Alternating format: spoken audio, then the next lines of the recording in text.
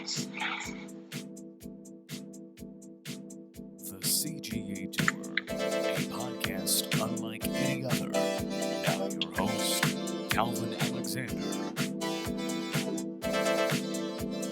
Welcome back to yet another episode of, well, I'd say the Big Three in OKC, but I've got Walter, who's part of the Big Three in OKC, and then, of course, I have Jake Carlson joining me again here as we talk about some baseball, Oklahoma State sports towards the end of this podcast, too. So, Walter, I'll ask you first, since you're one of the three of the Big Three in OKC. Walter, how's it going? Yeah, doing good, Calvin. You know, the NBA Top Shot came out with a new pack today, so I've got 3 new videos, paid $9 for. Very excited. You jumped on that real quick? Oh, I love NBA Top Shot now.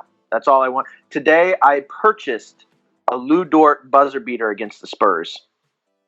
That's a pretty darn good one. It is. I felt like it was too. Yeah, no. In the pack today, got some interesting stuff. Got a Karis LeVert step back. Got a Walker behind the back pass, and then a nice block from the rookie from the Heat, Precious. So very excited. Wow. Still don't understand the whole craze of the situation. I feel like I've just wasted my money watching YouTube clips that I paid for that I could watch for free. So, it is what it is. But loving every minute of it. Yeah, I would say that's my impression of NBA Top Shot as well. Is why couldn't they just make? And I've had this, I think, rant on a different podcast, but why can't NBA Top Shot just make a different version of that exact same highlight clip, but like it's missing one player on the court that doesn't matter, or it's, I know it would cheapen it, right? But like, yeah, you're not buying name brand, adding Mark Cuban writing the Dogecoin or something to it. That'd be pretty cool. I don't understand the Dogecoin, but hey, I've got Dogecoin, and now I'm starting to get my NBA Top Shot collection underway. A little update on, of course, the other member of the Big Three, Joel DeNicolo. We were expecting a little bit the birth of his second child. Unfortunately, that's been pushed back. He's okay. His wife's okay, but no baby yet. So we'll be looking forward. Fine. Everything's fine. They just didn't induce her into labor when they're supposed to. They're just waiting a week because why not? Yeah. So or less than a week, whatever. He's completely fine. I do have what would Joel say on all the topics tonight, so it's pretty much as if he is going to be here. Of course, I did not confirm what would Joel say, but I think, Calvin, you think I would know better, or no, not know him better than you, but I would know Joel enough to be able to guess what he would say on topics, right? I think you do. Also, I think we have Joel and Zeb basically in I don't know, I would say in faith or whatever, because a couple of these topics are ones that Zev and I talked about after shooting some baskets last night, or was it 2 nights ago? We played basketball in the driveway at some point recently. I think it was 2 nights ago.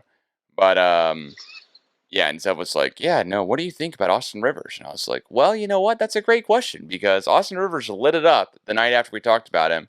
Or was it last night? Austin Rivers lit it up last night. I'm getting every day confused because that's 16 points in the fourth quarter for Austin Rivers last night. Yeah. Yeah, so that's kind of my first question here, and we've got some more serious topics as we get into with the NBA, with getting into some more of Russell Westbrook and the fans and John Morant's dad and the fans, etc. But the first topic I'll lead it off with here is so the Nuggets.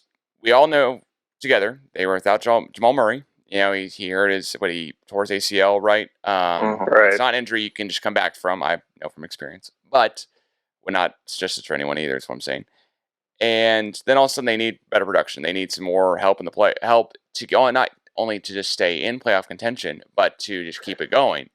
Last night's game, of course, Joker gets the own rebound off of 2 misses in a row from the Nuggets to basically keep him in that game and to win it. I mean, just to win the game, make it 2 possessions and not give the Trailblazers a shot. But with all being said, when Jamal Murray went out, I thought that the Nuggets would really not be that great anymore. Joel and I made a bet. It's a $20 bet that the Nuggets would fall into the 7th through 10th place.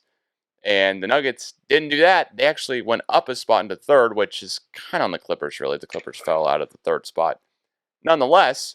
Oh, we'll talk about the Clippers later, Cal. Yeah. We'll talk about that. Nonetheless. We got a whole Clippers rant. Boiling. I talked about the Clippers for 17 minutes straight by myself, their video last night.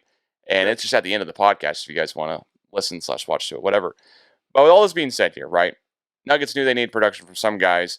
Austin Rivers, Aaron Gordon, and Michael Porter Jr. have all stepped up a little bit at least. Austin Rivers, 16 points in the fourth quarter last night, as you just said, Walter. But I'll ask you, Jake, who do you like? Who do you like more out of the three of these guys for at least the rest of the playoffs? The Nuggets, right? The future long term is much more murky, but rest of the playoffs here, who's surprising? Who's surprised you the most out of these three? Who probably hasn't surprised me is Aaron Gordon. But I would probably say Austin Rivers because, I mean, we always make the daddy ball joke, but people still seem to want it. That was always a joke that was thrown around, but now that 16 points in the fourth quarter is probably nothing to be ashamed about or, give him slight for it. Like, he clearly helped his team win the game. I think anybody would take 16 points in the fourth quarter. I think we'd probably be surprised if he scored 16 points in the game. No diss on him, but I don't think we're expecting him to even maybe necessarily score double digits every single game in the playoffs, right? Right, Walter, wasn't Austin Rivers like on the Thunder roster for a minute, like literally a minute, but wasn't he on the Thunder roster? Yeah, this year? Thunder great. Former Thunder great. Yep, he was on the roster I think for a day before he was brought out. And then wasn't he on the Bucks this year too? And then no. Who did the Bucks sign? They got George Hill in the trade, and they signed Justin Jackson from the Thunder. Okay, that must have been it. I don't know. Austin Rivers, what a career, but also, yeah, he's showing up in the playoffs and he's putting up points. Like, I can't knock him for that. I mean, clearly he's not just Doc's son. That's that's not the only reason why he's still in the NBA.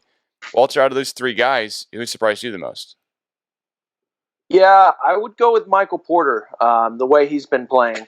The Nuggets series last year with the Trailblazers, it was obviously the length of the Nuggets that was giving the Trailblazers problems. You thought, Jeremy Grant's leaving, that Portland might be able to catch up. But no, the Nuggets went out and got Aaron Gordon at the trade deadline, just added length. Portland's deciding, we're just going to let Jokic score as much as he wants. But the problem with this scoring is that he can score and then he can get other people's shots too. So I just I don't think they have a way to contain the Joker. But honestly, the most surprising, I'd say, Michael Porter's, who we kind of expected to take a step up, and he's starting to do it. So that would be my vote. Okay. And you know what else I forgot about here, guys, is that Austin Rivers was on the Knicks this year too. Yeah, that was part of the trade. He was traded from the Knicks to the Thunder. Yeah, it's just kind of bizarre. It said it was a three-team trade, right? Yeah. Right. It says he also played TOT, which is Toronto Raptors, right? I mean, this guy, we're talking about a crazy career in the NBA, especially if he's catching fire and able to do something in the playoffs right now. Yeah. The guy who surprised me the most is, I mean, I also kind of have to say to one of the two guys you're saying, the guy who surprised me is it's just Aaron Gordon from the lack of surprising. Like, he's not doing much. I mean, he is playing some good defense, so I'll give him that too. I guess, you're not really. Oh, sorry. I mean, how much is he getting paid? It's got to be a good amount of money here, right? Isn't it like 25 to 30 million? Yeah, because it's the Magic. It's what the Magic were paying him. And it's just like, if you're gonna win, because I still think they are capable of doing it with a lot of the guys they have. I mean, I think they can at least get to the Western Conference Finals with still the team they have. I know not having Jamal Murray sucks, but I mean, with the guys they have, they should be able to do it. Yeah,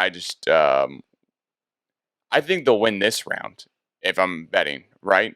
They'll win this round. They've now won one in the Moda Center at Portland, and then they've got at least one game at home here coming back here. So they got one more in Portland. I think they'll win. Their next opponent, I don't think they will do good against them. No, and Portland's a pretty crappy matchup for them, to be honest. Crappy as in like easier matchup for them, or just not good, not a good one. Yeah, that's fair. I mean, Walter, obviously they're probably, with Chris Paul's injury, they're more than likely going to play the Lakers in the next round. Lakers can easily handle the Trailblazers, and they handled both in the playoffs last year.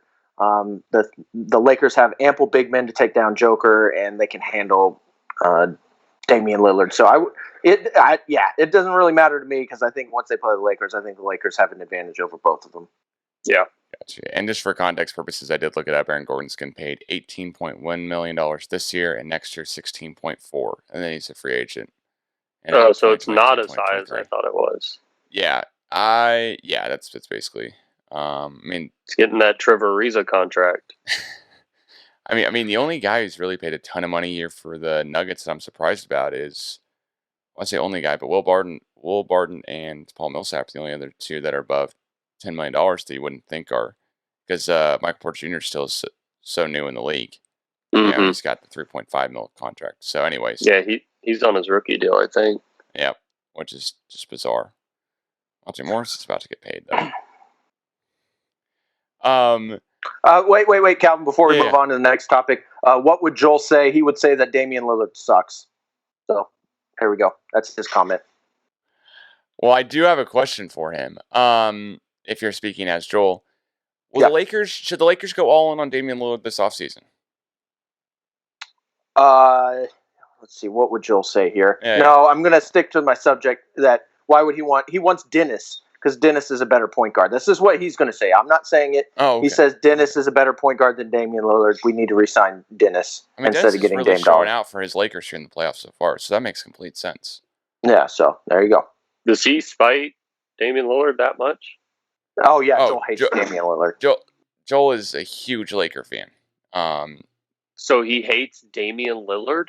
There's more to it. He doesn't. We got to be tongue in cheek. He doesn't hate Damian Lillard. He likes Damian Lillard a lot.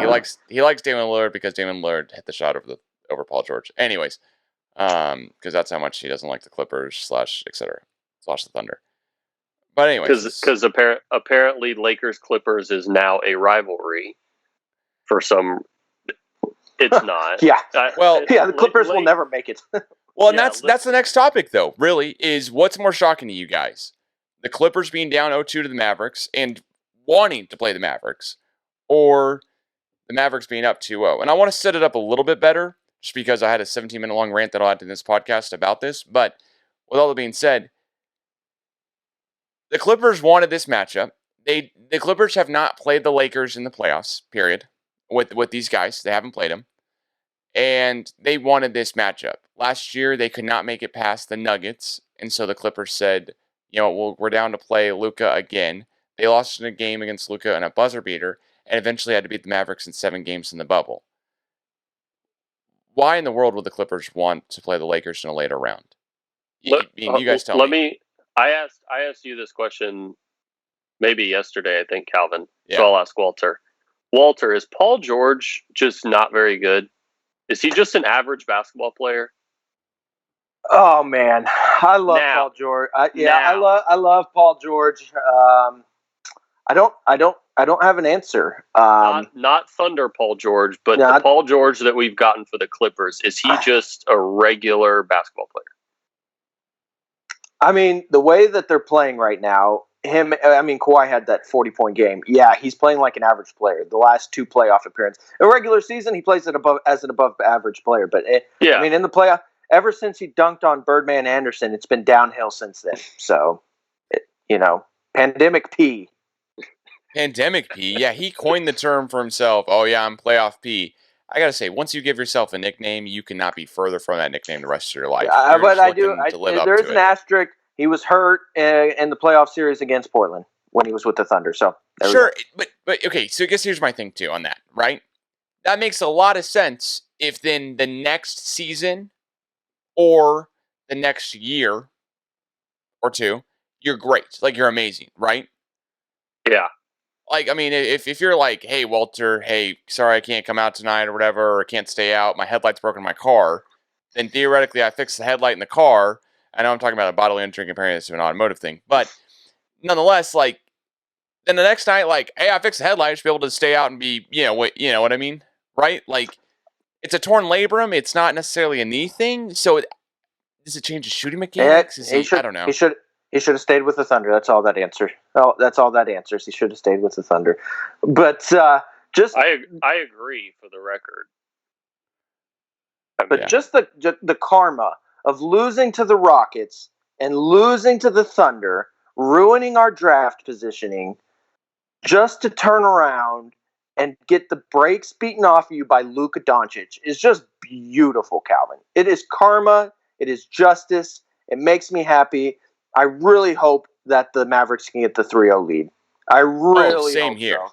Same here. I mean, I think there was a year where it was the Clippers and the Hawks won or maybe it was the Bulls and the Celtics.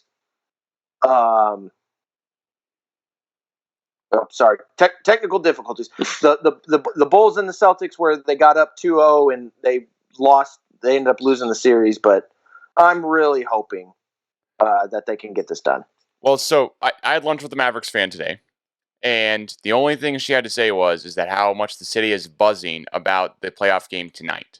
Yeah, full capacity. Let's go. So we all know, and we all know this, in Texas, it's definitely going to be 100% capacity, and everyone in the entire world is going to be just yelling at the Clippers and letting them know. I mean, I think it's much more conceivable that the Clippers lose tonight and they win Sunday just to stop the sweep, right? They just to hold the sweep. But, I mean, maybe the Clippers win 3 in a row. It seems so weird. But it's not, I don't think that's even the playoff format anymore, right? It's going to be 2-2, 1-1-1. So the next time they come back and play in Dallas, like Game 6, I'm calling it. That's it. The series is over if Dallas wins tonight and goes up 3-0. So my thing is, why... I think I was talking to Will about this, and he's a Mavericks fan. But I'm like, if you're the Clippers... What are your who did they fall so they wouldn't have to play in the first round? The Lakers or the Trailblazers, right? Wouldn't you rather play Portland than Dallas? 110%, but I don't think they had the tiebreaker over the Nuggets. Well, right? No, it was not only that, but at the final game of the season, the Lakers could have been the 7th seed or they could have been the 6th seed. So if the Lakers had won and Portland had lost, the Lakers would have been the 6th seed. So the Clippers were avoiding either option by losing and playing the 4th spot. Yes, the Clippers were making sure no matter what, hey, we could play the Trailblazers, which I think would be a much better matchup for them. Because, I mean, let's face it here, Carmelo Anthony's not guarding Paul George or Kawhi. But on the other hand, if they do beat the Thunder, which I think the Thunder were trying to lose that game. We all know the Thunder. Oh yeah, up until Poku decided to hit step back threes like fuck. I mean, whoops, he's blanking Michael Jordan. You can bleep that one out, Calvin. Sorry, got excited. The explicit button somewhere. This is Walter. You don't know this. Calvin does know this. I watch the NBA. I'm not a casual fan because I know more than the casual fan, but I watch probably as much as the casual fan does, if that makes sense. Jake's a big Wizards fan, so he's not super involved in watching the Celtics and Jason Tatum score 17 free throws in a game. Yeah, it's just a waste of my time. Anyways, so I personally think the NBA, from a fan perspective, is one of the worst leagues. Because I'm like, I know I could tell you exactly what's going to happen. LeBron's going to go to the championship, and then he'll play whoever, and maybe it'll be a good series, maybe not. But what other league would someone sit there and shave points to avoid other teams? Like, in any other league, you play who's in front of you, right? Except for the NFL. Because the NFL is the only other league I can think of where guys will sit for the regular season, like the end of the regular season. Yeah, but it's harder. It's harder to do, though. Yeah, because but in the NFL, they're risking getting hurt, right? Like that's in the NBA, they're just like, I don't want to play today. Like, sorry, like there's no rhyme or reason. But in the NFL, they're like, if you already have a guaranteed playoff spot. Most of the time, those are locked in by the time Week 17 rolls around, unless you're Washington and you prevent the Dallas Cowboys and the Giants from getting in, which I think is fantastic. But regardless, like, I don't know.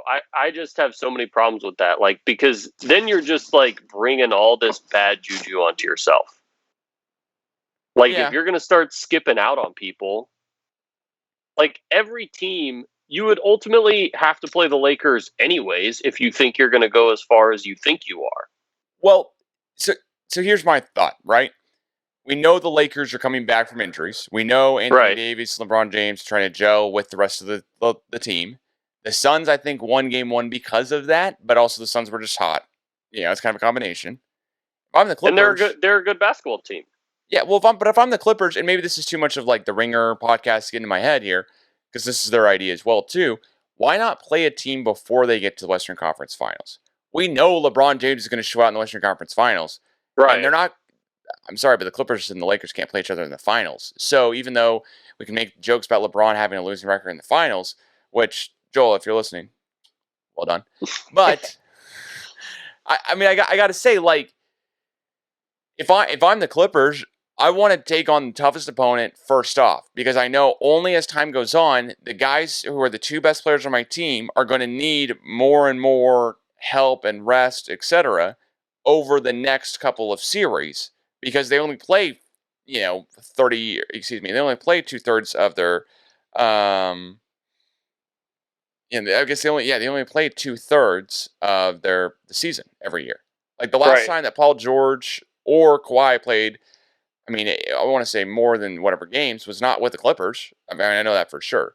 I mean, Kawhi didn't play every game with the Raptors, and going back before then, the Spurs was like 9 games in a season. So I would just play them now, right? Just go, hey, let's just go for it. As opposed to, the Clippers don't strike me as a team that has a lot of heart. So why not try to get all that like energy, pump up your chest, etc. Like, okay, we got this. We beat the Lakers in a game. We beat the Lakers in 2 games. Now we're whatever, instead of playing the other way around.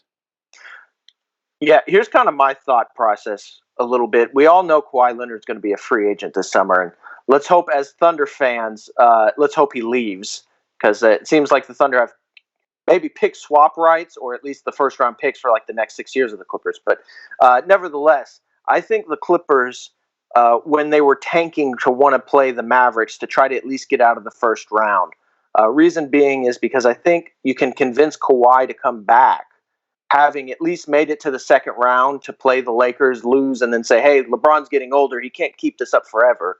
Versus, oh, yeah, we got bounced in the first round. We don't know what we're doing.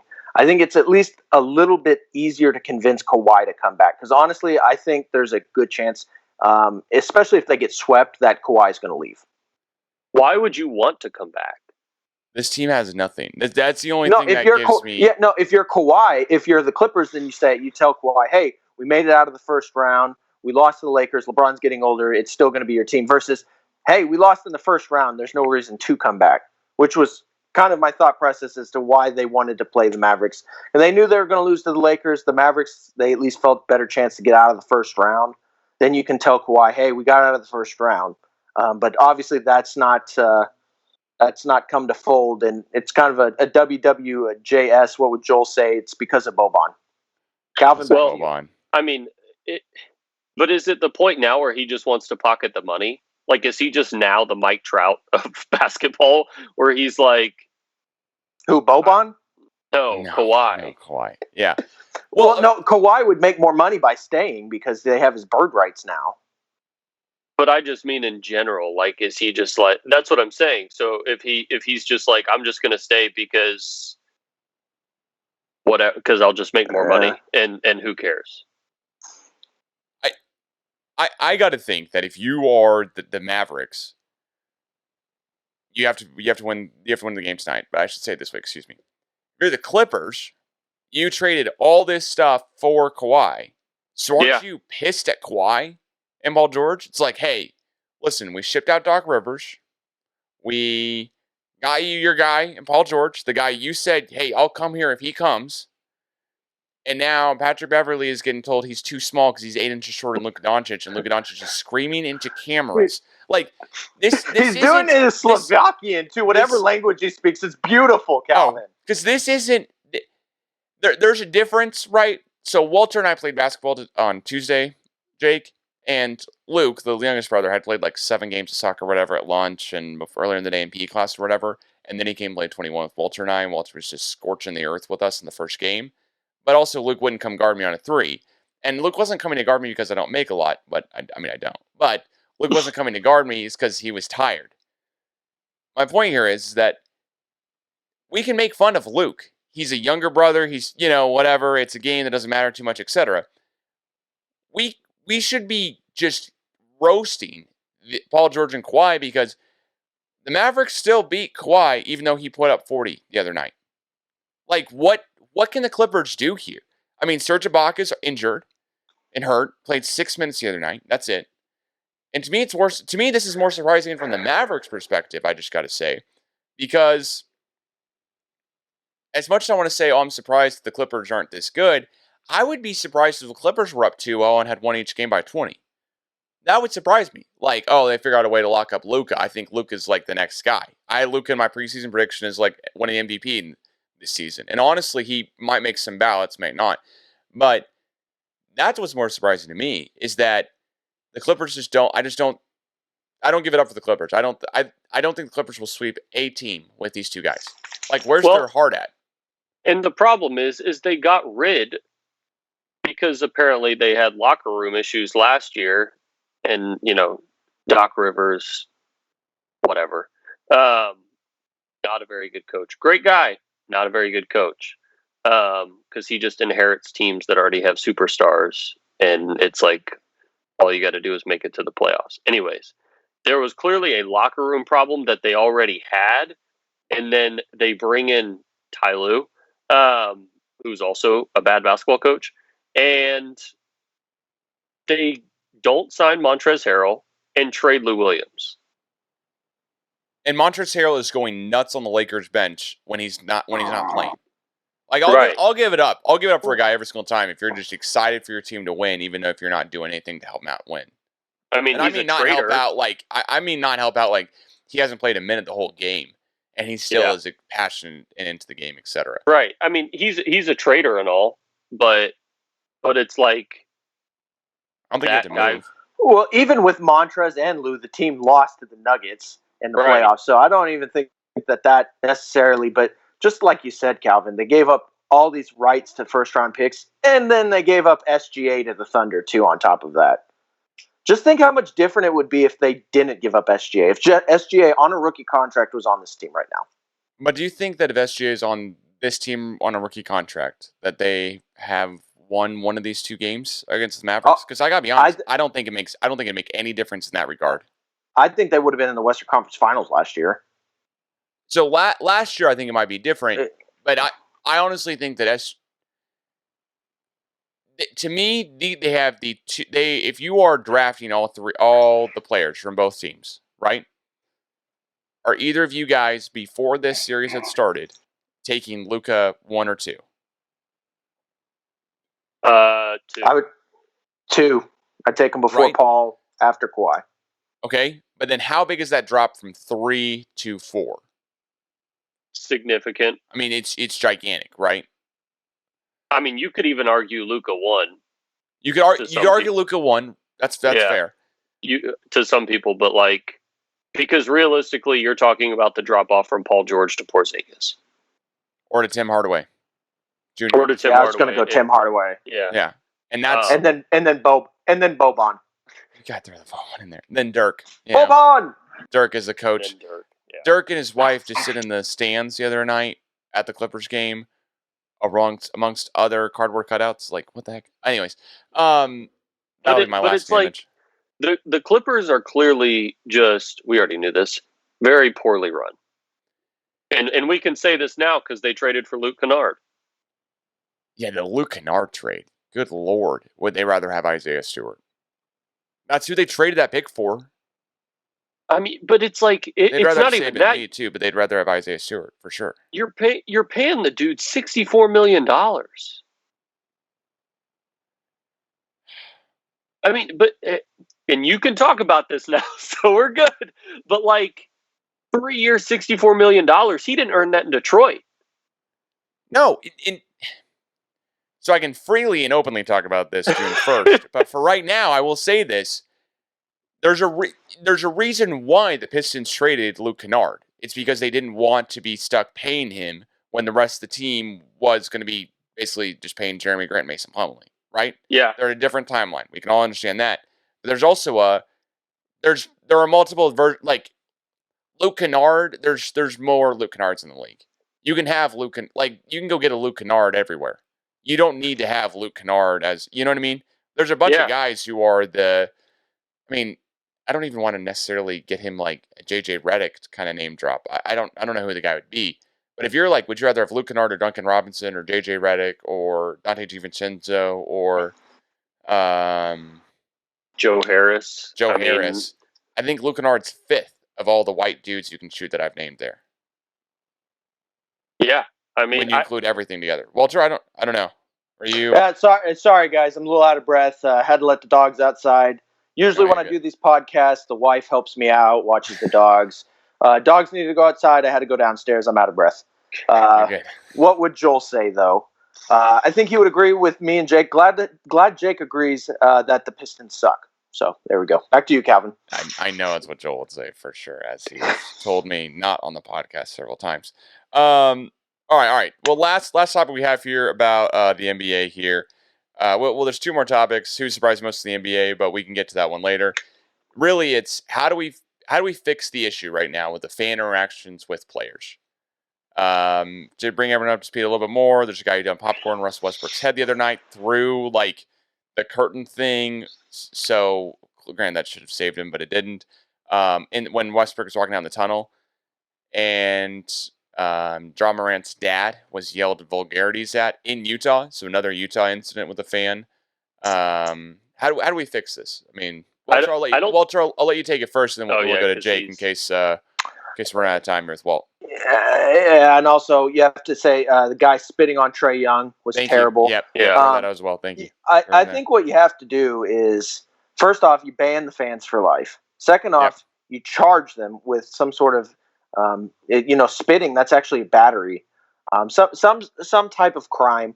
And then I think the next step is for stadiums, for teams that have problems, the Utah, the Knicks, the Celtics, that if they can't abide by these rules and they keep having interactions with fans, they start getting, I'd say, like arena punishments where, you can't have courtside fans. You have to have plexiglass put up. So that way you're not punishing the teams that do have good fans, but the ones, and I'm talking if you have you can set it to 6 or 7 occurrences, because I do understand that just because there's one bad fan doesn't mean the whole fan base is bad. But at some point, it seems like it's coming from certain teams. I feel like you should punish those fan bases. Like 3 strikes and you're out of courtside seats, and then you're out of and it doesn't have to be all season. It can be, hey, you guys go a week without courtside seats. Yeah, or the rest of this series, no more courtside seats for any fans. Look, I'm tired. I'm just tired of these fans saying, "Hey, I paid $800. I get to do whatever I want with these players." Well, and it's like it's the same fan bases. Yeah, exactly. Yeah. It doesn't change. It's Philly, New York, Utah, Boston. You shake your head back and forth to Utah, it's Utah, even the Nuggets. Mormon's got a lot of pent-up aggression here. Come on. Well, I'm trying to be funny, but sorry. But it's like I've also there was a video that was posted the other day about a Knicks fan, and everyone's like, "Are you guys sure that we still want the Knicks to be good?" Because it's like they just don't know how to act. And I'm like, I've been perfectly fine having the Knicks suck. I was perfectly fine having the Lakers suck. Word to Joel. He's throwing bombs at Joel. He's never met him. I love it. Oh, we got to get Jake on a Big 3 OKC podcast. Oh, we do. Is Joel from Oklahoma City? Yes. Yeah. Oh, it's perfect then. That's so easy. Man, that's... Hey, but I think we do, if we look back on history, we do have a way of getting this fixed. Now, granted, this might have been fixed from something else, but you don't hear a lot of Detroit fan issues anymore since Ron Artest and Steven Jackson went in the stands and beat him to a bloody pulp. Maybe you just let Russ go up in there. Maybe that's it. Also, the Detroit sucked, so maybe no fans have shown up. So I don't know if it's one or the other. I did. So I don't remember who I was listening to, but they said they should just let Russ go up there because Russ wouldn't touch him. Like we know that Russ would have run up there. I'm not sure. I think he would have thrown it. But okay, so this is my guess. Russ would have run up there and swung far enough away from the guy to make him go, you know what would happen if I connected, right? like just I'm 6'4", dude. A finger in the face. Yeah. He's much more stable than Ron Artest. Okay, but here's the thing. I agree with you because he knew he would be punished. But if they'd said, "Hey, Russ, you can go swing on this guy and you would not be punished," like the Purge. Like the Purge. Maybe that's how you fix it. One night per arena, the fans get to just fight with the players. I mean, but these are good ideas. There is a line where it's like, if you want to have that interaction with a fan, or if a fan wants to have that interaction with a player, you should have to reap the consequences. Just like you would, again, it is irresponsible for us to hold basketball players as if they're not regular people. If someone spit on any three of us, things would probably not go down very well. That's true. That's true. I have an idea here. I think that every single year, the NBA should have a policy where 5 dudes from your team are allowed to punch a fan at any point in the game. At any point. We've come up with 3 great ideas. 5 of the guys on the team can punch any fan in the arena at any time, only in away games, right? So you can't have LeBron James punch another Lakers fan or punch a fan at that's in Lakers arena. But if LeBron got something thrown on him, he would collapse to the floor. Yeah, he would be down for 5 minutes. Hang on. Yeah. He'd be down. There'd be blood pouring out of an orifice. And then he would walk up and he would just real nicely just stand there and just goes, hey, you see the back of your ticket? See where it says there that LeBron James is allowed to punch you right in the face? That's me. And then just nail him. And you know what? But honestly, the fear of this policy going in would stop anyone from ever doing anything. Right. I'd immediately sign Steven Jackson, Rasheed Wallace, Ben Wallace. No, Steven Adams would be real highly valued in the league. Yeah, Steven Adams. All of a sudden, Steven Adams and Marcus Morris would be Zach Randolph. Yeah. I'd put Zach Randolph. Yeah. Derek Tony Lewis. How about Tony Derek Allen. Lewis? Let's just start getting UFC. Oh, Tony Allen, yes. Let's get UFC fighters. Yeah, Tony Allen. Oh my gosh, yes. All right. Well, who was the player that he punched on the airplane for not paying up his bets? Oh man, I can't remember who it was. Fantastic. It was on Memphis. I'll figure it out for the next show, Calvin. Thank you. Thanks, Walt. All right, but last question here. Out of all the players in the playoffs so far, who's been the most surprising to you? Walt, let you lead it. Yeah, I'm going to go Trae Young.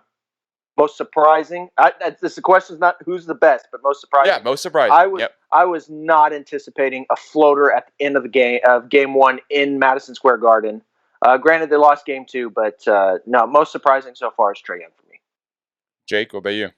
I'm going to go Davis Bertans. He put up a Tony Snell stat line the other day. Can you further explain for everyone who doesn't know? 0-0-0-0-0 with like 26 minutes, I think. I got Tony Snell's stat line. My favorite Tony Snell stat by far and away, guys, is he was 100% from free throw percentage for a season. Last season. Yeah. Man, Bertans is not afraid to come off that screen at the top and just fire it, no matter who's in his face or where he's at. He's not afraid to miss either. That's also true. Jake is the one Wizards fan I know, and he was a Wizards fan before Russ, I'm guessing. Oh yeah, okay. Beal. Okay. Yeah. I mean that.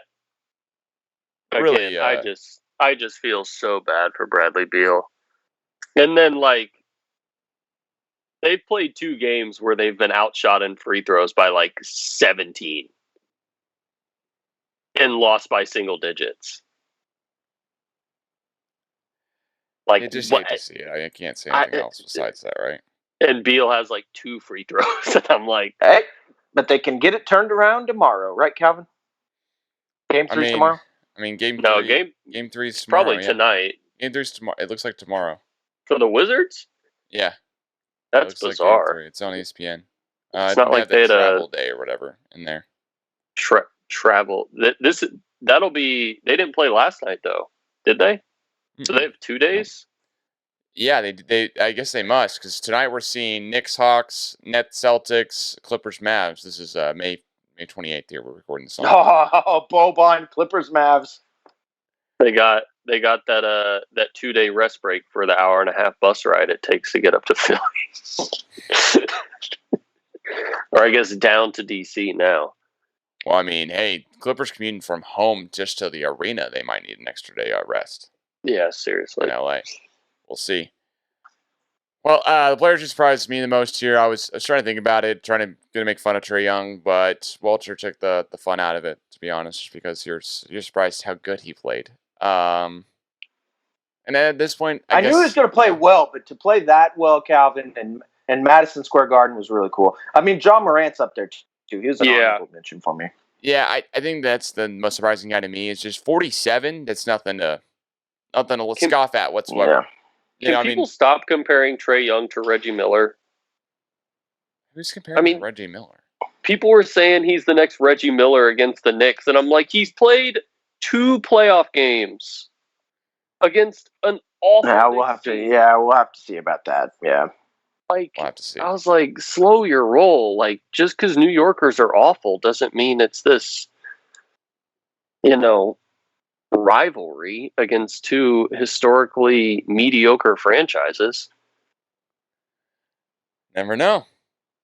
And I hope they make I hope they make a top shot of Reggie Miller grabbing his crotch at Spike Lee. I'd pay big money for that one. That's on my bucket list. They're waiting on it. They're waiting on to drop that one. Yeah, I think so. I don't think they've released any former players. I think this is all currently. Oh yeah. All right. Well, I think we gotta move it along a little bit here with the podcast. So I have to sing my praise and glory to the San Diego Padres, who MLB Power Rankings is number 1, and the Padres keep winning. I would ask you guys, what are your thoughts here? But that's way too cocky of a way to just transition. So I will say, I'll give my thoughts here, Calvin, and I'll sign off on. Yeah. The Padres have a player whose last name is Tatis. That is Calvin? That is so correct. Calvin, back to you. All right, thanks so much. Well, thanks for joining here. And that's my baseball coverage for the year. Hey, glad to have it. I gotta say, I think what the Padres are doing is phenomenal, but not necessarily unexpected. Just unexpected how good it is. Coming into the season, they were ranked like 1, 2, or whatever MLB, and it is still going to be surprising until the Padres get to World Series or NLCS, which last year they almost made it to the NLCS, right? But I think that's going to be it's just going to be surprising until that happens, until you see I see it in the playoffs, just because let's be honest here, Padres went to the World Series in '84 and '98, both times didn't turn out how you wanted to. Of course, so it's just going to be surprising to see the Padres, not only rebrand themselves, but rebrand themselves. Fernando Tatis Jr. is on the cover of them. It just is still surprising until it's it's there. Now it's not that surprising that Tatis is on the cover of MLB The Show, just because I have the physical copy, Yeah, well, they clearly invested in places they knew they needed to invest in. And I know Blake Snell hasn't been very good. I think they even moved him to the bullpen, right? Didn't they move Snell to the bullpen? I don't think so. I think he might be coming out of the bullpen a little bit, but he's got some injury stuff going on. That's the one thing, is that I just don't want to keep seeing Padres guys, Padres pitchers, with arm issues. Snell had Tommy John, right? Yu Darvish, I think he's been fine his whole career. Maybe he's had Tommy John. I kind of forget. Lamet, kind of off and on. Right? Didn't Paddock go out for a little bit? Paddock's been out. Yeah, Paddock was out for a little bit. And he's been pretty bad this year too. Yeah, well, he's got to get a third pitch, just period. And then Clevenger, of course he's Yeah, on Clevenger isn't pitched, full, right? he's on the full season, Tommy John, I think. So he's out this whole season, I believe. Maybe playoffs this next year, but probably not, honestly. That's kind of a weird way to work a guy back in. I mean, it's not surprising to me what the Padres are doing because they invested in places that they need to invest in. I mean, they had the bats. That wasn't the problem, but they didn't have the pitching. So what did they do? They go out and get Blake Snell, even though he hasn't been great. At the time, we were like, okay. And they get you, Darvish. And then they get Melanson because the Braves are too stubborn to sign him, and he's leading the MLB in saves. So, like, they did exactly what they were supposed to do. And it's obviously working. Yeah, I I'm so happy the Padres are doing well. I didn't think two guys would be this good, and that's Will Myers. Didn't think he'd have this I didn't think he'd be able to come back. And Jake Cronenworth coming out in basically nowhere. I mean, to be He's honest, he wasn't really listed good. on anywhere. Basically, just be the utility infielder slash second baseman has been insanely great. Yeah, You know, Cronenworth he's very good. so you almost have an embarrassment of riches there. And when I load an MLB the Show, Hosmer is the worst overall listed guy on that lineup. Yeah. Not Cronenworth, which you would think would be him, but man, it's bizarre. Spend a minute or two talking about your Braves here, real quick. What's going on with them? They got a 500 record. They Last time I have a checked. bad manager. Okay. I mean, it's frustrating because they did absolutely nothing this off season and expected to still be the same team. Whereas we've said this before, last season the Braves and the Padres were probably pretty even for the most part, right? Like I think we can agree on that. Right. Right. Oh they yeah. both had the bats, but didn't necessarily have the pitching to beat the Dodgers. And that was all it really came down to. And the Braves almost beat the Dodgers. Even then, they still almost beat the Dodgers. They went to 7 games. But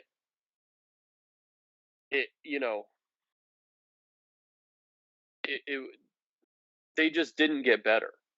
Whereas the Padres did get better. So that's why you see the Padres as good as they are, and the Braves are barely are at 500, and they seem to pivot every other day where they're going. So it's really frustrating as a Braves fan because it's like this all could have been prevented. Again, they let Melanson go, who's now leading the league in saves, and then they sit there and act confused when we don't have a guy in the bullpen that can actually pitch. Because right. the bullpen is objectively one of the worst in the MLB. Like it's guys that if I named them, you would have no idea who they are. Yeah, that's very, very true. I mean, just because I mean injuries alone has taken out the Braves, right? Yeah.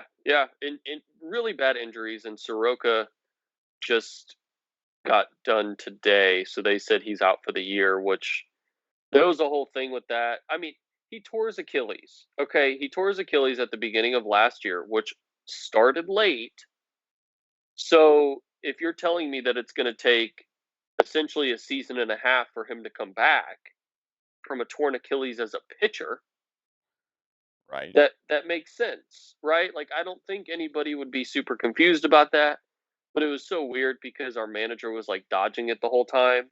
He's like, "Oh, well, Soroka might be back," and we're like, "No, he's not." Like, just say it. Just say he's not coming back, and tell us what we already know.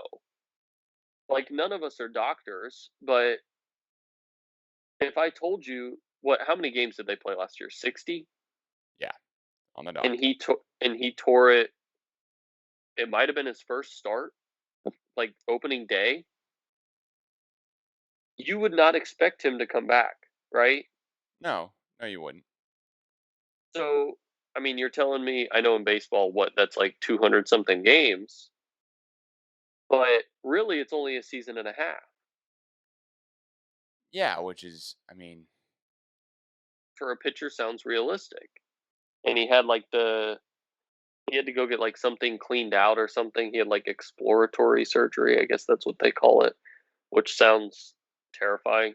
Um, but yeah, it's really their bullpen. I can't count. I really wanted to get this stat, but I couldn't get it anywhere about how many games the Braves have lost when they're playing within a run, whether they're winning or losing or tied within just one run, how many games they have lost. Because it's truly incredible that, and the bats have fallen asleep. So, like, I'm not going to say, Ozuna's been not good this year. Acuna's been hurt 3 or 4 times, which is just unfortunate. Freddie hasn't been MVP Freddie Freeman. So, like, when you have all those things come together and then you can't hold a lead when you do get one, it's very hard to win baseball games, especially when everyone this year is just super jammed together. Right. Right. I mean, I want the Braves to be good, not just because you're a Braves fan, but it's more. I think the MLB is more fun when you include Atlanta, right? Yeah, I mean, they're Um, just a fun team. Everyone kind of likes the Braves. Like, that's just how it is. yeah, but you have nothing against the Braves whatsoever until, of course, we play them, and if we lose to them, then I Yeah, have an right. issue. Or maybe someone's going to jump in with like, "Hey, you should have an issue with Freddie Freeman win MVP over Machado or Tatis or whatever last season," which I just tell you like, "Hey, it's in the past. I'm not putting up a fight with it now." Yeah. And Freeman did have an incredible season too. Well, moving on for the last couple topics here of the day. I do want to ask you, Cowboy football offseason predictions. It's May. Um, in basketball news, updates and notes. So, have we talked about Bryce Thompson yet? Already on the podcast? Has there already been something that we've covered? I don't think so. I don't think we have. So let's just talk about basketball real quick here, just because we only have a couple more minutes, and then because I'm trying to make the podcast at least just a little bit closer to an hour for each of these. But I mean, Bryce Thompson, officially an Oklahoma State Cowboy. Give him props on that, right? Yeah, I think we just talked about this a lot on the phone. Yeah, that's probably it.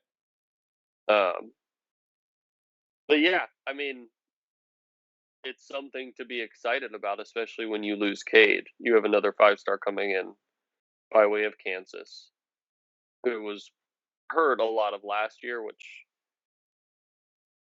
sucks. But I don't think any of us are holding that over his head.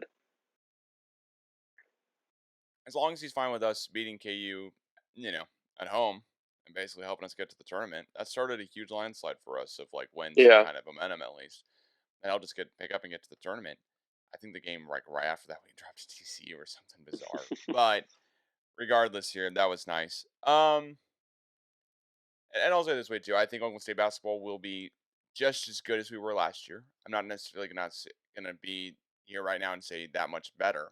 But the AP poll has us not ranked in the top 25 preseason, which is dumb. I don't know how we're that's. not. I saw like St. Bonaventure was ranked. Like there were just some teams, and I'm like, so I know we lose Cade Cunningham, right? We get it, and I think that's the only reason we're not ranked, just because we lost Cade. But it's almost like nobody watched us play West Virginia. Or just nobody watched us play even with Cade that much and realized, wait a second, this team has guys. Like it was just like the reason why we're not ranked is because they lost Cade, they're nobody. It's like, Yeah, well, hang on a second. Did you just see us like play pretty darn close against Baylor in a couple of games? We didn't have Cade at full strength, or didn't have Cade. And West Virginia game last year on their senior day, we beat West Virginia without Cade. Avery Anderson goes off for 30 plus points. I mean, it's stuff like that where I go, oh, okay, so we're probably pretty good. It just is we're not gonna get the respect until way too long in the season, way too late in the season. And we didn't which get is in what like, happened last year, yeah, even. I mean, to be honest, yeah. And I just don't know how we get Bryce Thompson. We're not like, oh, hey, hang on a second, maybe the 25th. And we get like a 5-star transfer, and we're not. Oh, hey, you know what? Like they're probably still pretty darn good. But I think Baylor is still up there, and I'm kind of like They're lost to everyone, didn't they?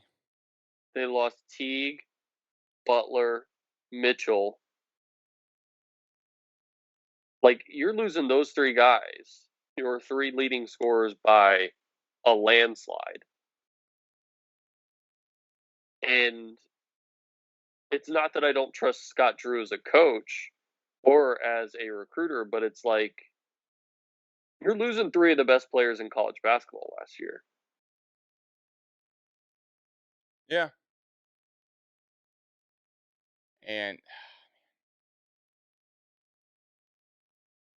all of a sudden now you're gonna have to try to rebuild. I mean, truly like rebuild Baylor a Yeah. little bit. I think they've. I mean, we know they definitely have to have some guys coming in because they won the national championship. But still, what is Butler a one and done? Was he there for a couple of years?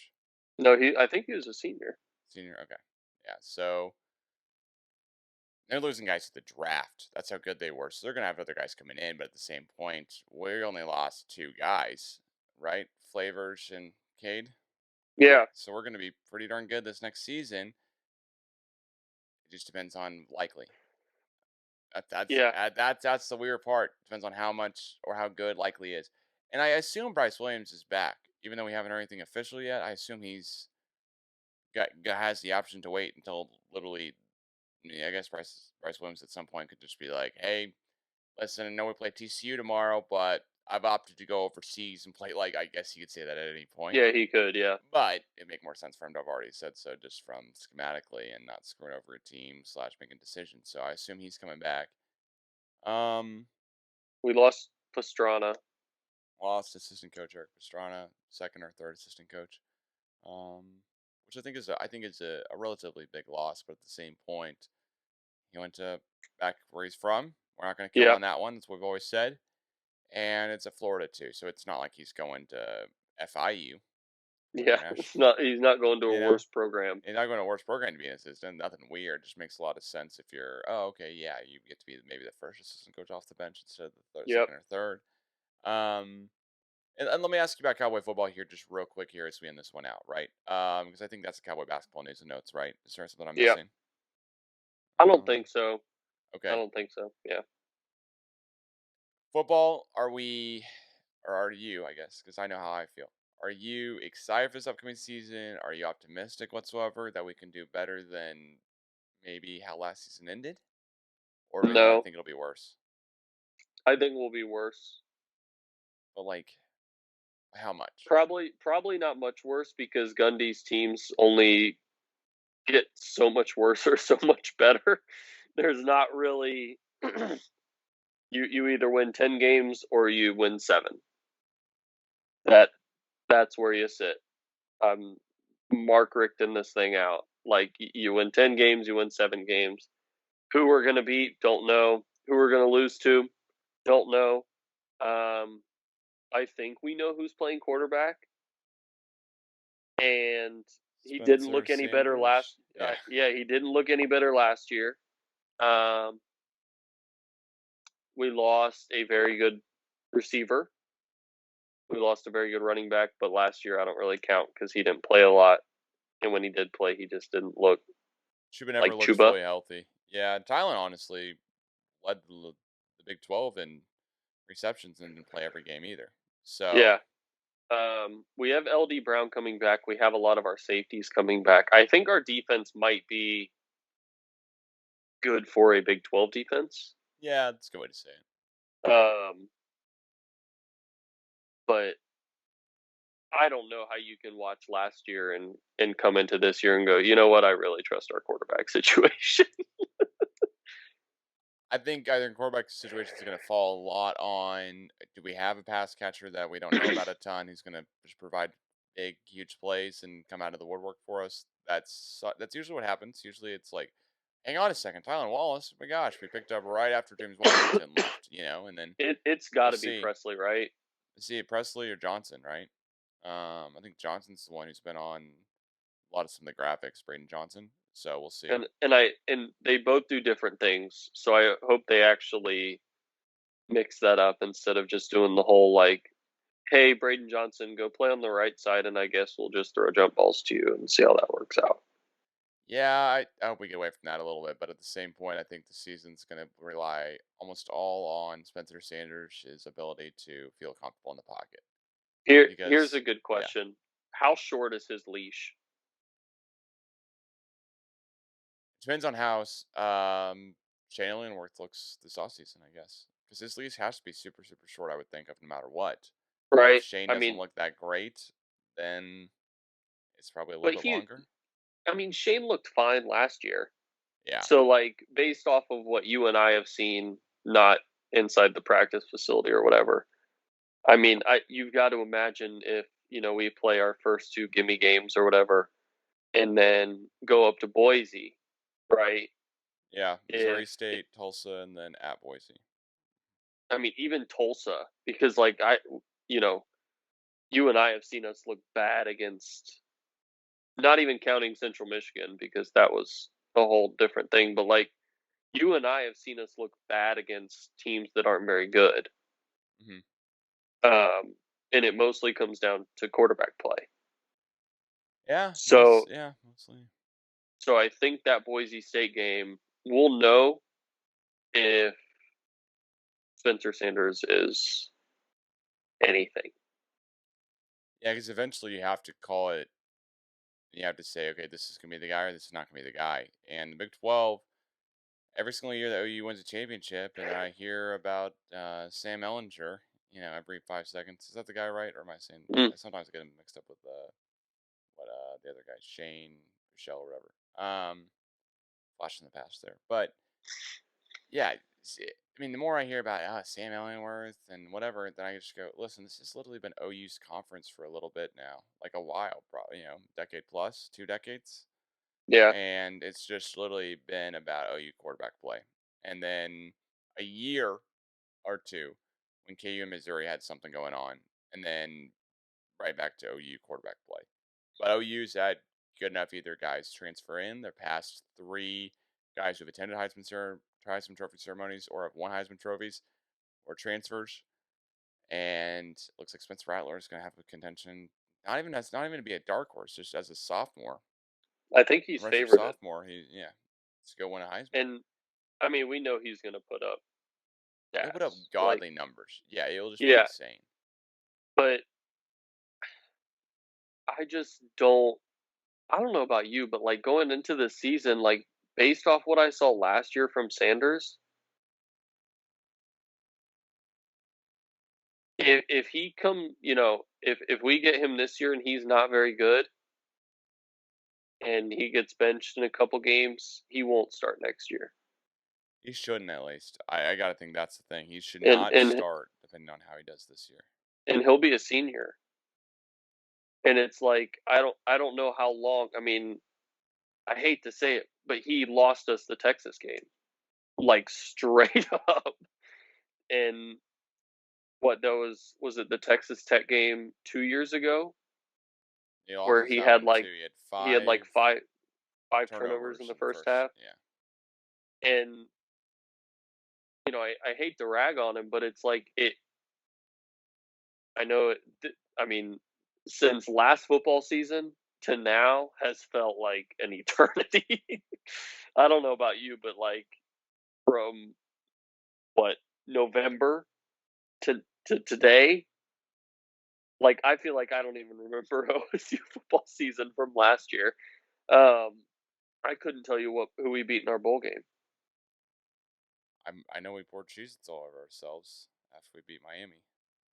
Oh, that was it. Yeah, because Derek Derek King King tore his ACL. in the Yeah, that first sucks. quarter. But regardless, there was nothing that I saw freshman year from Spencer Sanders that I was like, wow. There was nothing that I saw sophomore year from Spencer Sanders other than his ability to run.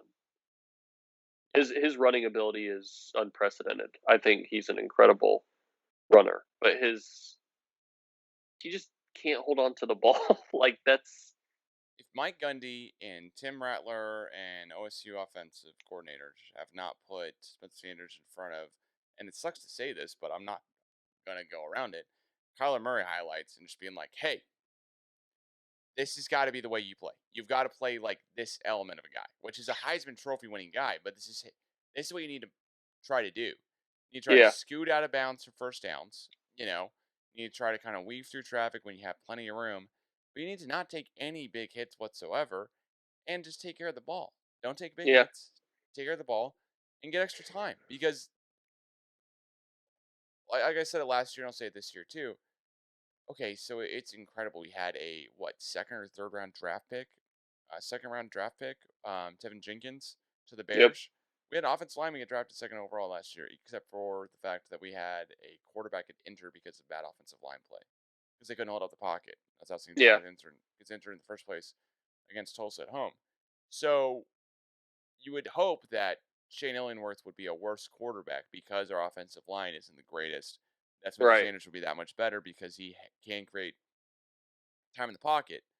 Instead, what happens generally from what I've seen is that Sanders kills his time in the pocket by running around. He has less time because he doesn't make the right instinctual moves because he's still thinking it's high school ball. And Yeah, well, it's Texas like ball is different, but it's not Big 12.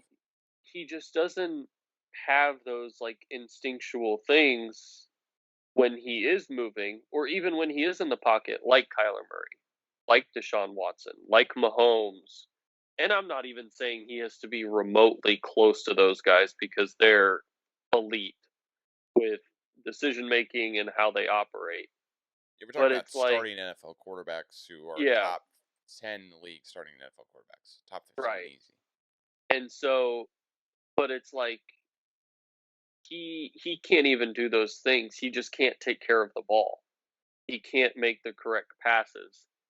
And I think the question going into this year is, and it's the question that we ask every year, but it's the second year of Casey Dunn, right? Where last year he didn't get to call the offense very much.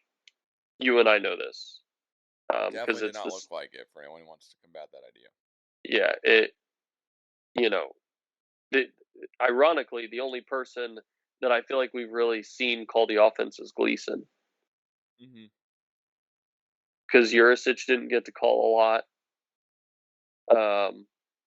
They have their like schemes, but it's not. I mean, the amount of times that it's third down and 5, and we're running a jump ball past the Thailand was just ridiculous. I mean, Texas keyed in on that. That's how they won the game. Is that they Yeah. eventually went, yeah, this guy almost has 200 yards receiving, and it's more receiving yards than our quarterback has passing yards. Let's stop that.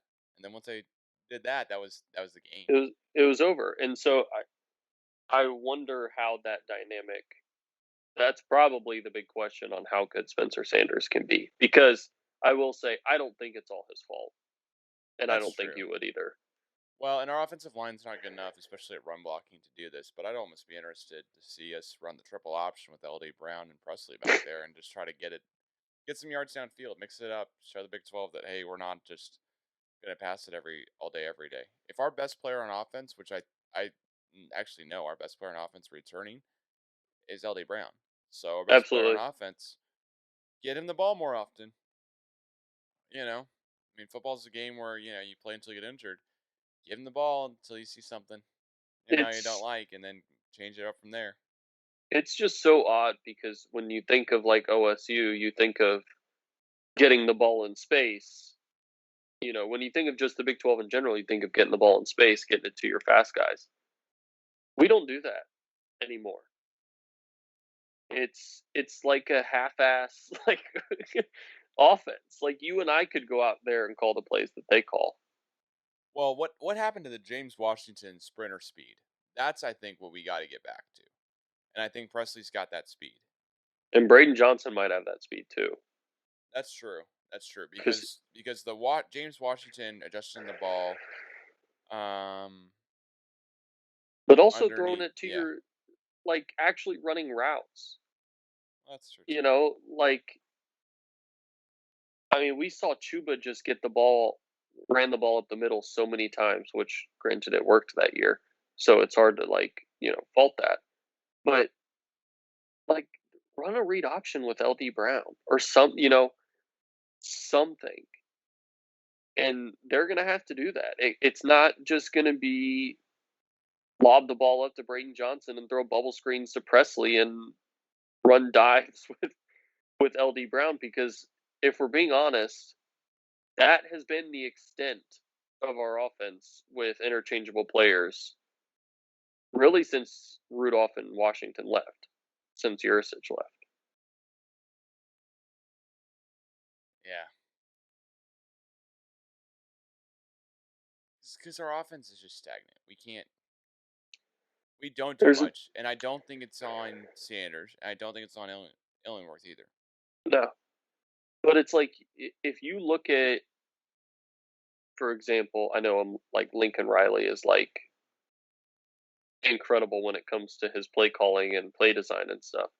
But it's like, if you look at what he does versus what we do, it's night and day. If you look at what Alabama does versus what we do, it's night and day. There's no originality or uniqueness, I guess.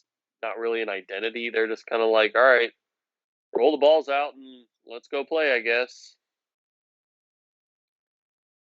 And I don't know if our defense is going to be able to keep us in games this year like they did last year. Yeah, I mean, I'm with you there. I don't think we'll have. Yeah, I don't think we'll have that great of a chance this next season. I think we'll make it to a bowl game. That'll be it. Just because I think there are enough Big 12 teams. I think we'll win 2 non-conference games. I'm gonna guess we beat Tulsa and Missouri State and lose to at Boise State. It just seems like a tough thing to overcome, playing on a blue field, et cetera, whatever, all that stuff. But also I think Boise State's probably not bad, to be honest. No, they're never And bad. then we beat KU, so that's 3 wins. The 4th win, let's say, is TCU. We lost to them last year, though. Baylor, probably. 4th wins against Baylor. Good hope. Good figure. 5th win in the conference, if I'm throwing it out there, is going to be a mixture between 5th win, Texas Tech. Should be better than them. Year in, year out, we should be. I mean, we're going to lose 2 games to a combination of TCU, Baylor, Tech, and K-State. Yeah. But we should be winning 2 of those other ones and definitely beating KU. So that's 5 wins right there that we're counting. So that's the other flip side of it. Listen, we're not going to beat OU next year. I don't know when we'll beat OU, to be honest. This sucks to say out loud. But it just sucks. I'm not going to win nobody's injured, but of course I think we only beat OU really if one of their top guys is injured. I don't know if we beat Iowa State next year. Purdy came back, right? Brock Purdy came back. Matt Campbell's still back there. Breece Hall came back. I also thought it was crazy. Matt Campbell supposedly declined an $8 million 8-year deal with the Detroit Lions to stay at Iowa State. I don't know if you saw that report the other day. Yeah, honestly. Iowa State. I don't. NFL, Iowa State. I mean, he's a pretty passionate guy about what he does. If you're just like, hey, I'm not gonna be an NFL head coach, I get it. But if you're going, no, I'll wait for my NFL opportunity. 8 years is 8 years, man. I mean, that's a long leash to fix it with. I mean, I understand the Lions may not be the greatest, but I would think if you're Matt Campbell, you go, I'm going to go to the Lions, and then I'm going to go somewhere else after that. I don't know. I don't think he's an NFL head coach. No, but is he SEC head coach? Because that's the next step up from the Big 12. Yeah, I think he is. Yeah. Whenever that Jimbo Fisher contract runs out, he might be the first call. At A&M? Yeah. I thought he should have been the first call for Auburn. Maybe he was, and he still said Iowa State. He still signed that extension. He signed that extension as they were in a coaching search. Yeah.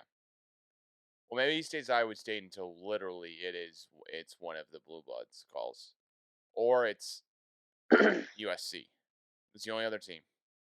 Yeah, I don't think he's an Oregon guy, but I think I think he's like the premier program guy because like you and I both agree on this. I think if a Big Ten team calls and it's Ohio State, he goes. If it's Yep. Ohio State, USC, Clemson, clearly, I think he's gone. SEC wise, Bama, LSU, either one of those gone. Well, I mean, he has really no affiliation to any big school. Pittsburgh and Mount Union are the two that he played at. So for him, it's like if Penn State, Pittsburgh maybe. called, he probably wouldn't take it, right? No. I mean, he's an Ohio guy, so like you said, if Ohio State, if Ryan Day said, which seems to happen with Ohio State coaches, where Well, they're just Ryan kind of Day like, just either dips or goes to NFL. right, And then he's there. So unless he could just be sitting on that job, because Ryan Day has been rumored to go to the NFL for the last 2-3 years or so. I wonder if Ryan Day even turned down the Jaguars, to be honest. And I don't really blame him, because Ryan Day is also probably waiting for the best. He's probably the best opportunity. He's probably waiting for, because let's be honest here, the jobs that you're going to leave Ohio State for, or that you're going to be, the jobs that are going to hire you in the NFL straight from college like that, without hiring an assistant coach somewhere else in the NFL first, are like the New York Giants. It's all the bad Jets. teams. What's up? But like, if he's going to leave too, like, I think he'd leave for the Giants, right? Here you go. Giants, Eagles, Cowboys, Bears. If the Bears get rid of Nagy, Ryan Day's gone. Yeah, I bet. Unless he's truly just a college head coach, and some guys are. Some guys are. No issue with that whatsoever. Well, and it's like Matt Rule made that jump, and that was a really confusing one. Like 1 year at Baylor, 2 years at Baylor, or something. Yeah, he was like, I think it was 2 years, because they were really bad his first year, and then they were good his second year. But regardless, we went on a tangent. I don't see OSU being in the top 2 in the Big 12 this year. Yeah. There's no chance. I'm totally with you. There's no chance. I don't see it happening. And the year that it should be done is probably next year, right? Not this upcoming fall, but 2022 fall. That you see us having a chance again? Yeah. Because if Sanders does get better and is a senior, Breece Hall's going to be gone, Purdy's going to be gone. We don't know what we would see from Iowa State. OU is OU. I guess a lot probably rides on how Sark does at Texas. Yeah. Gosh, I forgot about that. That sucks. But I don't know. It's just like point of diminishing returns at this point. I wonder how long, and I know we say this every year, but now that Mike Holder's gone, I really wonder how long he's here. Like, how long can you allow for above average? And I bring it up every year, but I'm saying it especially now that Holder is no longer at OSU. And we've got a new president, which I also think matters a little bit.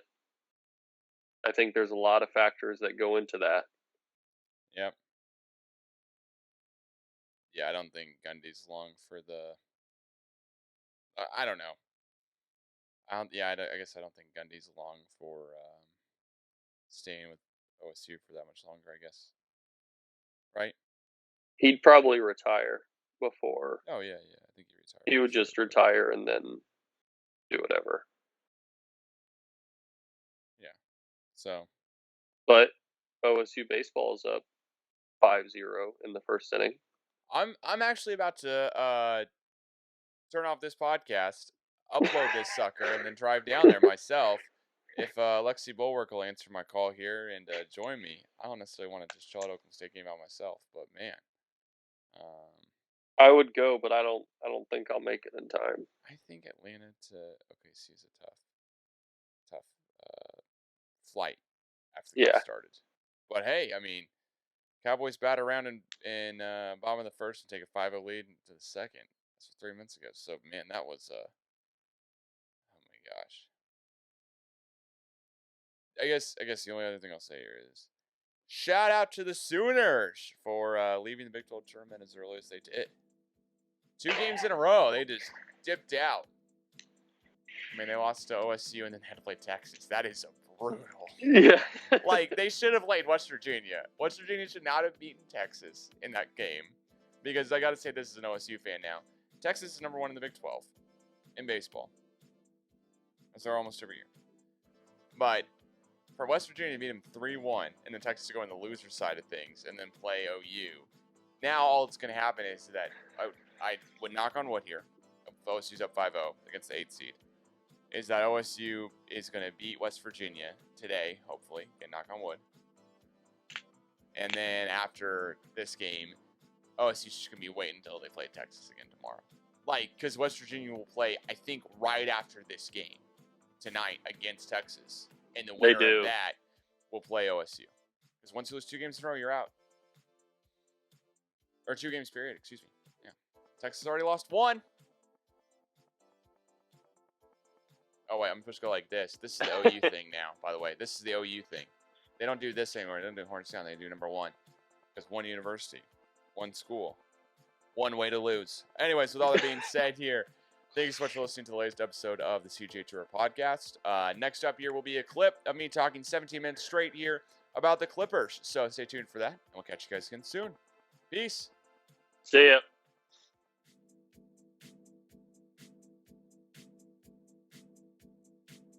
Welcome back to yet another episode of the CGA Tour podcast. I'm your host, Calvin Glen Alexander, and the reason why you didn't hear Brody Meyer's voice as we start out the podcast is because I'm going to try to have a Calvin's Minute here. So I'm saying welcome back, and this is at the end of another episode, or just kind of briefly through one. Sorry about that.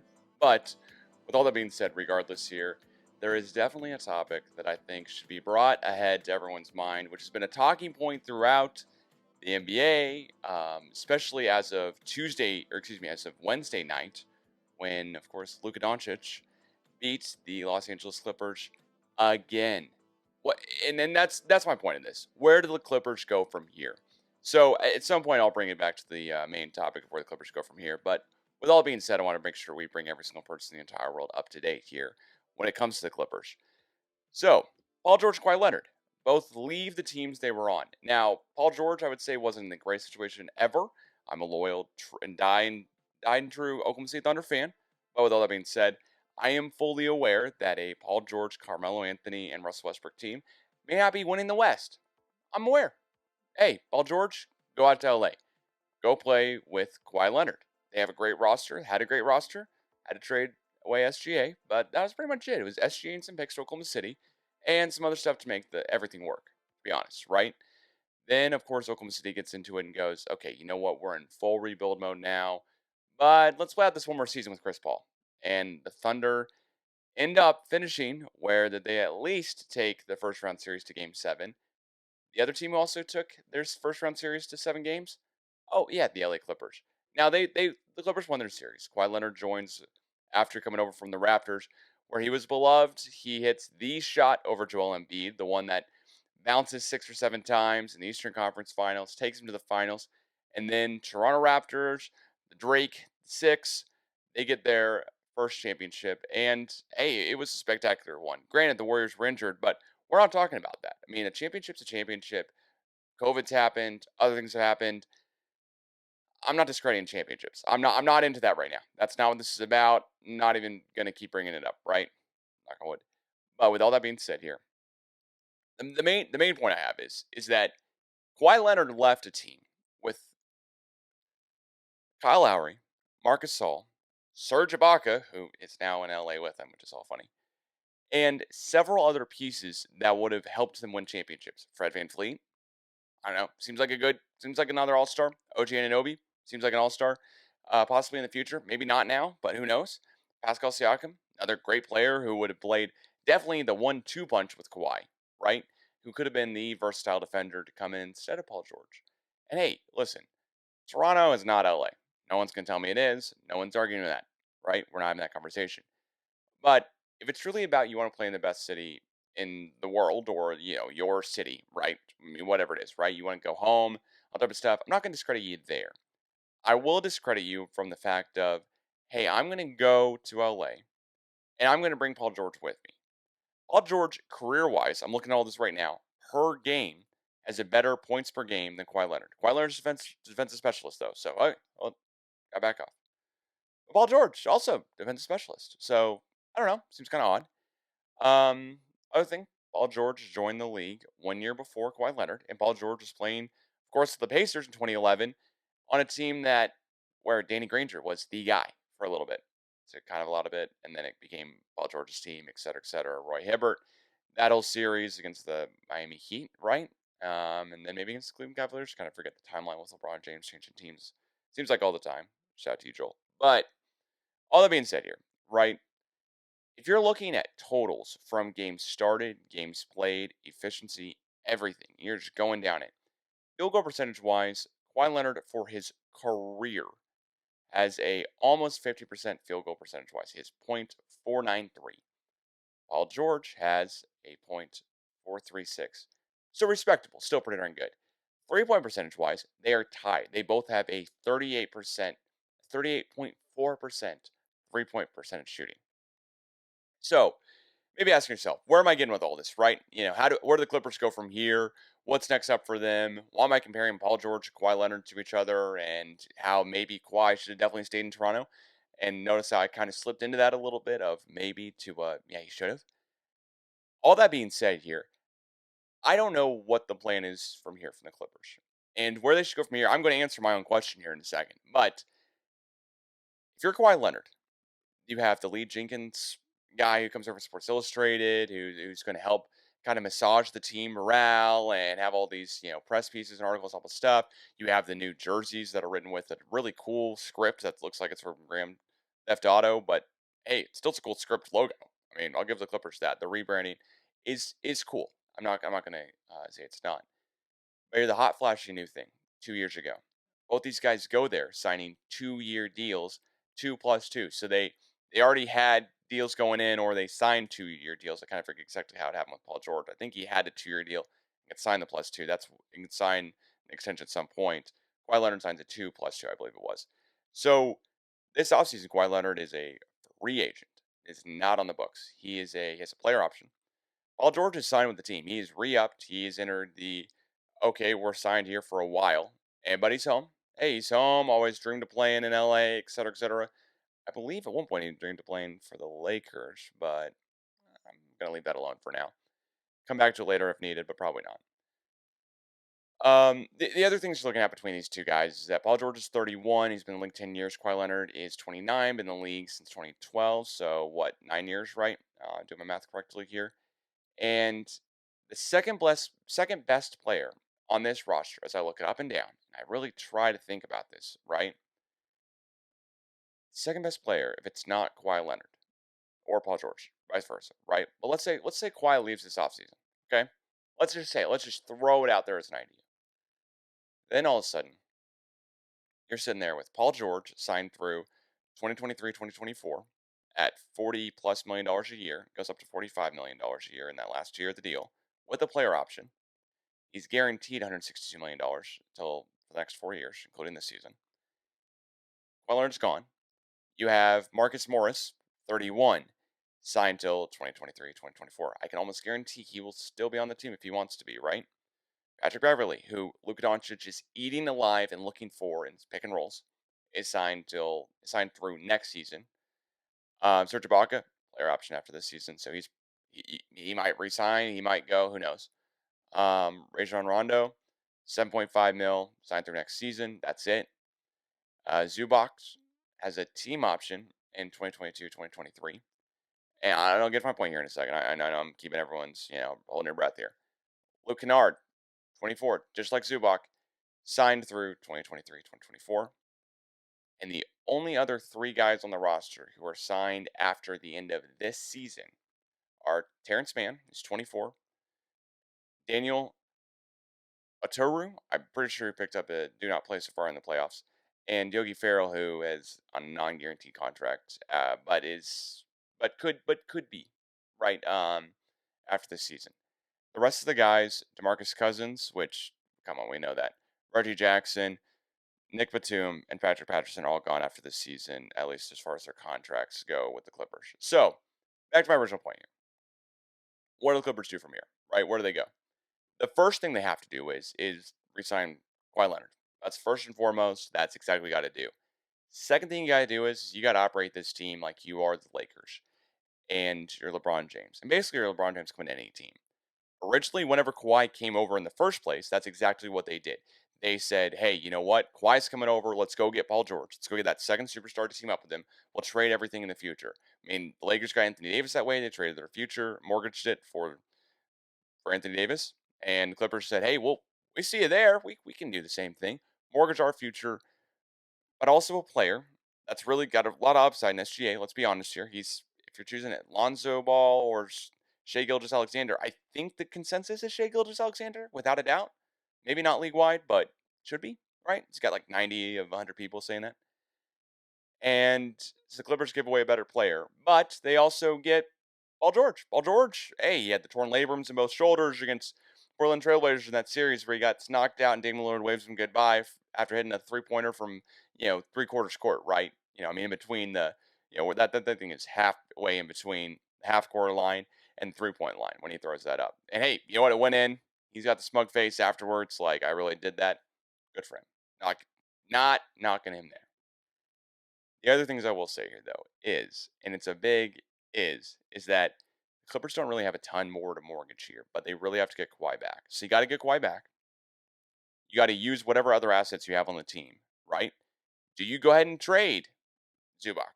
Do you try to trade Luke Canard? You're not going to get a lot for him, to be honest. I mean, he signed for $12 million next year, then go 13, then goes for almost 15 the year after that. And so, and you trade away a first-round pick for him, which was this last season's pick, so they don't have to worry about in the future here, granted. But, like, Serge Ibaka's on it. You just don't have a lot of stuff to trade here that's going to be really a want from teams, right? Somebody really want Patrick Beverley next season for $14.3 mil? Do you? No? Probably not? Okay, I'll stop asking. Do you want Marcus Morris? Oh, hey, Marcus Morris. Remember, he's kind of a great role player guy, right? Great energy guy. Would never let your team go down 0-2 to a team that they're superior against, right? Right. But do you want him at 15.6 next year and then 16.3 and then 17.1? Oh, so you don't want him at $17 million when he's 34? Oh, fancy that.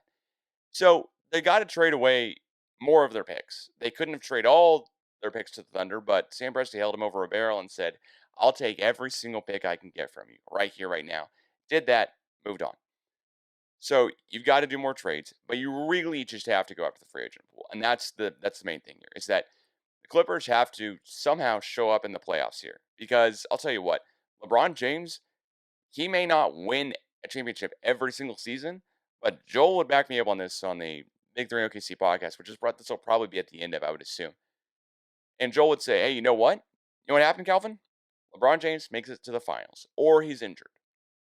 1 year injured with the Lakers, makes the finals next year, wins the finals with Anthony Davis, and honestly, a bunch of the guys they have right now on that team, and a couple different guys, like they have Wes Matthews this season, and they don't have Dwight Howard, but instead they have Andre Drummond. So the Lakers kind of move the pieces around, but they make it work, right?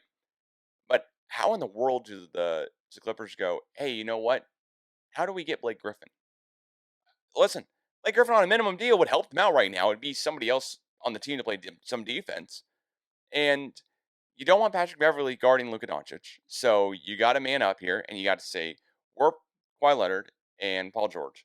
Both of us together, form the dynamic duo on defense in the league. I mean, Kawhi Leonard is the claw, right? His symbol is his hand, right? It forms like a K with like 3 of the fingers and an L with the other. For Kawhi Leonard, play defense on Luka, right? This is the guy who's torching you. I mean, the rest of the team, has to score. The Clippers have to find a way to score. I don't see a ton of guys on the roster where I go, oh, you know what, Nick Batum? Oh, he's going to light it up from 3. But you know what? He would if he could. I mean, the Mavericks aren't that great. The Mavericks' next second best player after Luka Doncic is Tim Hardaway Jr. It's not Kristaps Porzingis anymore. It's no longer the Kristaps Porzingis trade anymore to any New York Knicks fans. It's a Tim Hardaway Jr. trade. And all jokes aside, that's kind of what we're talking, right? But I'll try to wrap this up here kind of quickly, just so I get not more than 15 minutes of a rant against the Clippers. I just don't know what the game plan is going forward for Kawhi. I don't. This falls on his shoulders. If someone wants to say, hey, you know what? Well, Paul George decided to go, et cetera, whatever. Well, Paul George, I mean, I'm not necessarily tearing him a new one. He gets traded, so the Thunder get picks back for him, and we kind of knew at the end of the day it'd be a lot of fun to see Russ, Paul George, and Carmelo Anthony just keep running it back over and over and over. But if you're going to lose in a first round playoff series against Damian Lillard and the Portland Trailblazers the way you did, I don't know if I want Paul George for 4 more years. I don't know if I want Paul George to retire a Thunder guy. It sounds great right now. Don't get me wrong. I don't necessarily know if I want it to happen. So Clippers have to do two things. They really have to win this series against the Mavs. They really have to show out in the playoffs. If they can go up against the Lakers here and find a way to play against them, and not just to play against them, but to, I'm not saying they have to win that series. They got to take it to 6 or 7. You got to show out because you got to give the free agents guys a chance to go, okay, you know what I can do? I'm Blake Griffin. I can go sign a 1-year deal on minimum contracts salary, go play with the Clippers for a year, and then up my stock here going forward, right? And I can't think of a ton of the guys who it applies to, but like Tristan Thompson with the Celtics, right? Celtics look like they're going to go out in 4. Seems like it's going to happen. So some of those guys are going to be available, you know. Norman Powell, what's he doing next season? Go grab him as well. But you got to show up. You got to show out of why you're the team to go to. You gotta show these free agents why. Hey, why should we come sign here? Because that's how they've gotten some of these guys, right? They they signed Rondo using cap space after he's bought out. Signed Serge Ibaka using middle level exception. Patrick Beverly, they had his bird rights through a trade ordeal. Marcus Morris, with as much crap as I talked about his contract, that's not on him himself. He can get paid if he wants to, and he did. Nick Batum. I mean, they've half their contract. I mean, not half, but a lot of their contract is signed on minimum salary, right? DeMarcus Cousins is not doing it for you. I'm sorry. I wish he was. I wish Boogie all the best and wish he had gotten a championship, or maybe he did get a ring or whatever, and it's an honorary one. Regardless, it's still 15 minutes now, so I'm sorry about that. But good luck here, Clippers. That's all I can say. Good luck. It seems as though Paul George and Kawhi Leonard have put you guys in a hole for the next 7 to 10 years. How does the second round playoff exit sound to you? Because if you do beat the Mavericks, you come back from being down 0-2 and losing both of the first 2 games on your own home court, and you beat the Mavericks in 6 or 7, doesn't matter. You beat the Mavericks. Are you really going to win the finals this year? Are you going to get to the finals? Nothing about this Clippers team I've seen so far through the playoffs has made me go, you know what? They could play against the Jazz and be tough. They could play against the Grizzlies and be tough. They could play against the Suns, make it tough. The only way it gets tough at all for them is if guys get injured. Unless we see Kawhi and Paul George turn it on. Apparently they're not worried. There's not flames on the fire. That's what we've seen all throughout the quotes. But you know what? I'm not there yet. So this podcast is being recorded on May 27th. At 5 o'clock Central Standard Time. Not that matters too much here before the playoff game series tonight. Of course, the Lakers and Suns are going back at it. Bucks Heat going back at it. And then we've got a nightcap here, which I completely dazed on, forgot about as the song ends out. But I believe it is. Oh yeah, it's oh gosh, we got Chuck versus America as TNT is telling me. But regardless, here it's going to be a fun night of NBA basketball. Thanks so much for listening, and catch you soon. Peace.